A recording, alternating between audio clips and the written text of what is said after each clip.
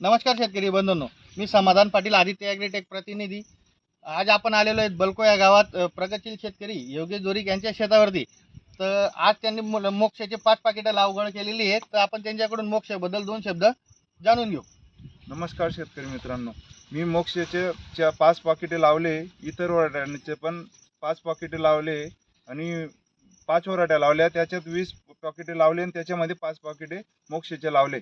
त्याची बोंड साईज खालून तर वरच्या शेंडापर्यंत एकदम मोठी साईज आहे आणि त्याची जी फांदीला एका फांदीला 5-5 तर 6-6 फुलपात्या आहेत आणि त्या फुलपात्यांमध्ये गळण होत नाही, काही नाही. माझ्या आतापर्यंत फक्त 3 स्प्रे झालेले आहे. त्या 3 स्प्रेमध्ये आतापर्यंत मला कुठलीच पांढरी माशी नाही व तुडतुडे नाही, कुठलाच रोग दिसत नाही तिच्यावरती.